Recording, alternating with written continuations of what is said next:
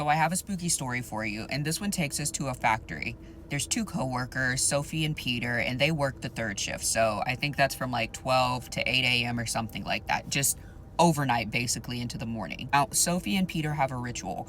Every morning they come in.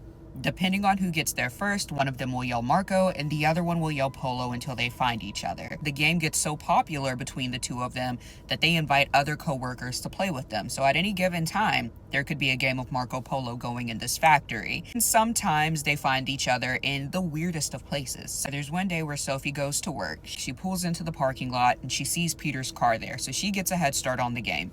She goes in through a separate entrance across the other side of the factory and the games begin. She yells out Marco and she hears Polo. And she knows that she's getting closer. And again, she calls out Marco and then behind her she hears Polo. But both voices sound like they're Peter's voice. So she doesn't know which one to follow. The factory echoes, so she turns around and she heads back towards the direction she had come from. She yells Marco again, and again she hears Polo. But now she's heard it from the opposite direction, so she's getting a little confused, and she's like, well, maybe there's multiple coworkers that are playing right now, so I'm just going to continue in the direction that I was going. Now, as she's doing this, she sees the lights flickering in the factory, so she cuts them on, and they don't cut on, right? It's like the circuit is blown or something. Now, in the distance, she can see somebody crouched down behind one of the forklifts, and she's like, I've got him. But today, she decides she's gonna sneak up on him. And so she knows she's locked in. She decides to go around and surprise him from the back. But when she gets there, there's nobody at the forklift. Now, this is weird because it should have only been like a 2-second walk to where she was from to the other side of this, right? He wouldn't have been able to see her, but she should have been able to see him. But again, vanished into thin air. So she calls out Marco again and she hears Polo. So this time the Polo is in front of her. So she walks back down this very long and dark hallway, and that's when she sees somebody walk across the hallway. So at this point she's a little nervous, but she's determined to win this game. So she chases after Peter and she ends up going down this other very long hallway, and she sees somebody walking across again.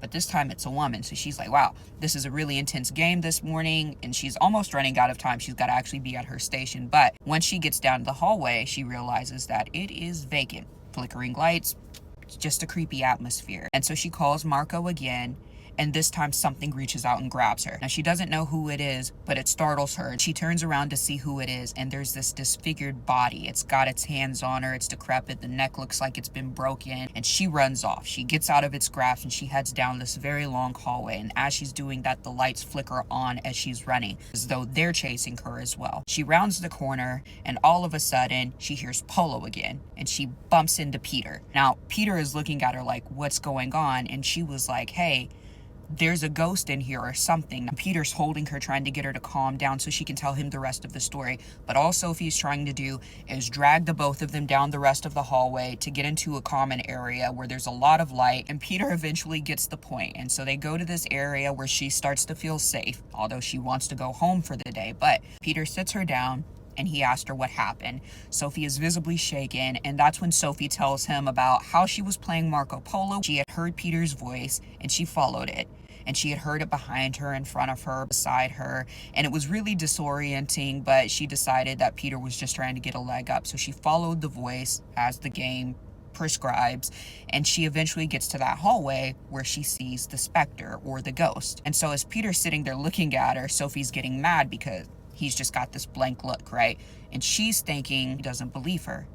So he sits down beside her and he tells her a story as well. He was like, wow, I actually think that is so crazy because the same thing happened to me. I'd gotten here this morning. There were no cars in the parking lot. So I went in, set up my station, and I thought I heard you come in. I said Marco, you said Polo. And I saw you in the distance moving, and so I followed you. And when I got to the area that I thought you were in, I heard you say Polo behind me. I turned around to follow you back the way you came, but that's when I saw you at your station. I was headed that way until I heard you scream Marco, but you sounded much farther away than you could have been. You were only about 40 feet in front of me, and I know what you look like, but I heard somebody say Polo behind me.